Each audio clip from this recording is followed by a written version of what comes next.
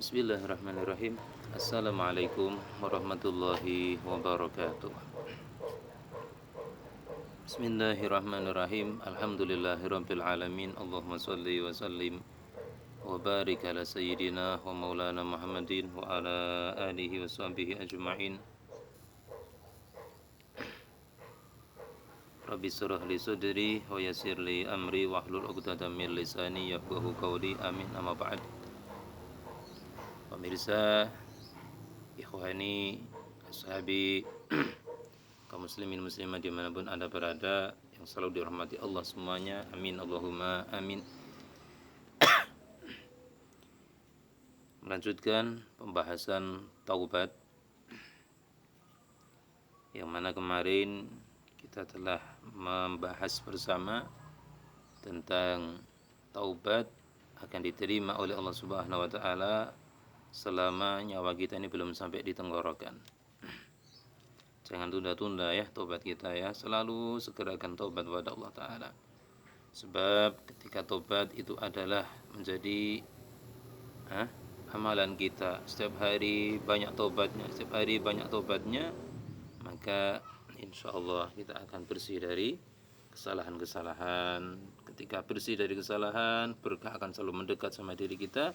Insya Allah hidup kita penuh dengan ketentraman, kenyamanan, dan manfaat. Keluarga tenang, sakinah, mawaddah warahmah, anak-anak salih salihah, tetangga semuanya akan menjadi orang-orang yang mulia semuanya. Karena apa? Karena kita ini bertaubat, mengajak semuanya untuk bertaubat juga. Bismillah. Bagaimana itu taubat bisa diketahui, diterima atau tidak? Kesungguhan taubat itu benar-benar ada atau tidak, ini ada tanda-tandanya ini. Bismillahirrahmanirrahim. Ada dawuh firman dari Allah Subhanahu wa taala, qala Allah taala fi suratin Nur, wa tubu ilallahi jami'an ayyuhal mu'minun la'allakum tuflihun. Bertobatlah kalian semua, wahai orang-orang yang beriman, la'allakum tuflihun, supaya kalian jadi orang-orang yang beruntung. Bertobatlah kalian semua, wahai orang beriman, supaya kalian jadi orang-orang yang beruntung. Tuflihun. Wa qala ba'dul hukama, sebagian ahli hikmah mengatakan, tu'rafu taubatur rajul bi arba'ati asya. Taubat seseorang itu, laki ataupun perempuan, bisa diketahui dengan 4 hal. 4 hal menjadi tanda taubat seseorang itu benar-benar atau tidak. Ada 4 hal ini. Awaluha ayyamna'a lisanahu minal fuduli wal ghibati wan namimati wal kadhibi. Pertama, orang tersebut menjaga lisannya. Lisan, lidah kita ini dijaga. Orang kalau bertobat benar-benar menjaga lisannya dari ghibah. Ghibah itu kalau kita ini orang Jawa, rasan-rasan ngomong orang. Dijaga, jangan sampai ngomong orang. Kemudian wan namimah, atau bikin orang saling bertengkar, bermusuhan, cekcok. Itu dihindari. Karena itu tanda tobat kita ini tidak sungguh-sungguh. Kalau tobat kita ini sungguh-sungguh, tidak mungkin kita ini membiarkan lisan kita ini sembarangan bicara, menjadikan orang bertengkar, menjadikan orang itu bermusuhan. Itu dijaga. Kemudian wal kadzib, apalagi bohong. Orang kalau bohong, itu kalau dia itu tobat, bohong tobatnya. Ya. Tanda tobat itu benar, maka mesti bicaranya terjaga. Jangan sampai omongan bohong, jangan sampai obrolan yang bohong, jangan, yang jujur.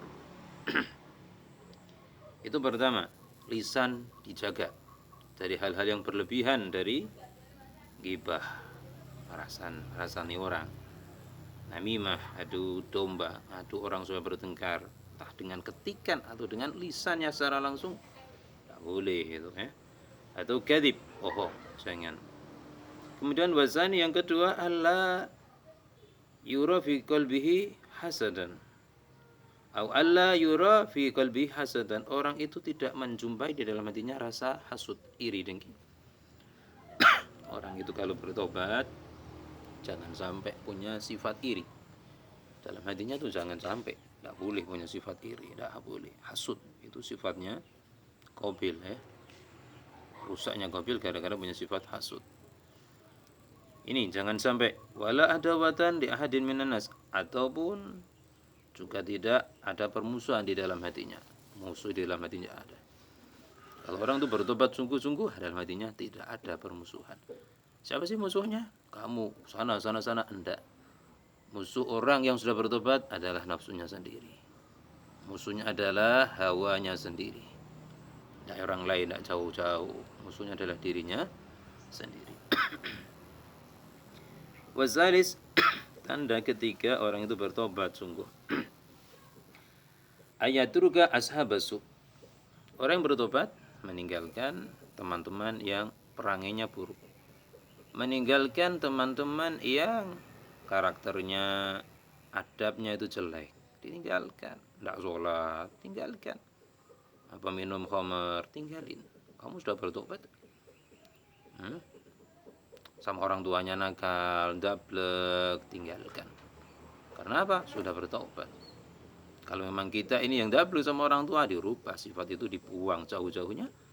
Kita dirubah menjadi anak yang baik sama orang tua kita. Perhatian, tulus, lembut sama orang tua. Kemudian, wala yusahib ahadan minhum. Jangan sekali-kali berteman kepada seseorang teman seperti itu tadi.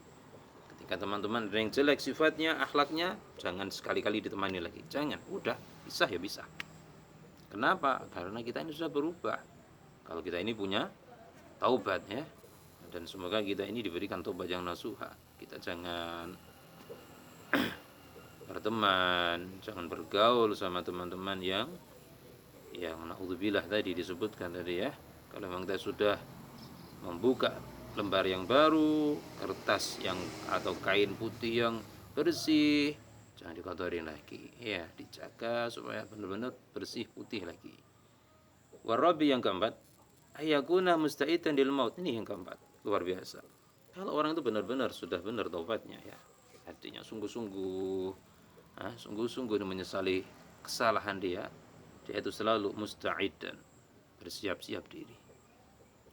Dia itu selalu sungguh-sungguh menyiapkan dirinya lil maut, untuk kematian. Ya Allah, kita ngaji niatin untuk persiapan begalnya mati. Kita ini mencari rizki, kerja dan sebagainya, niatnya untuk ibadah, untuk begalnya mati. Kita bimbing anak-anak, kita nuturin, kita ingatkan mereka untuk beramal soleh supaya jadi bekalnya mati. Istilah yang walhasil ketika seseorang atau diri kita bertaubat, maka setiap saat kita akan selalu persiapan untuk bekal kematian. Kemudian nadiman ala dhanbi. Nadiman, menyesali dosa. Ya, nyesal. Harus nyesal. Aku pernah berbuat ini, berbuat judi, berbuat macam-macam kesalahan-kesalahan, minum khamar, berzina, membunuh. Ya Allah, bertobat kita ini nyesel banget. Agar setiap kita ini mengingatnya, kita nangis sama Allah Ta'ala. Itu tandanya benar-benar taubat. Wa mustaghfiran lima sabaq. Selalu minta ampun, istighfar kepada Allah atas segala yang telah lewat. Jadi memori yang lalu menjadikan dia itu banyak istighfar, meminta ampun selalu sama Allah Ta'ala. Min dzunubih mujtahidan fi ta'ati rabbih. Dosa-dosanya menjadi pengingat dia, tambah dekat sama Allah, tambah nangisnya, tambah takut untuk melakukan itu. Semakin dia itu mendekat sama Allah Ta'ala, menjauhin semua pengalaman yang buruknya, selalu tambah taat kepada Tuhannya. Ini 4 hal ya. Pertama tadi, sungguh-sungguh ini ya, menjaga lisannya. Kedua, tidak ada dalam dirinya, di dalam hatinya hasud, dengki kepada siapapun, tidak punya musuh. Yang ketiga adalah meninggalkan pergaulan teman yang buruk, ditinggalkan ya. Perbuatan yang buruk tinggalkan. Yang keempat, persiapan selalu akan kematiannya. Selalu istighfar, menyesali dosa-dosa, minta ampun atas dosa-dosa yang telah berlalu. Kemudian mujtahidan fi taati rabbih, selalu sungguh-sungguh di dalam ketaatan Sang Pencipta. Semoga bermanfaat. Walaupun minkum. Assalamualaikum warahmatullahi wabarakatuh.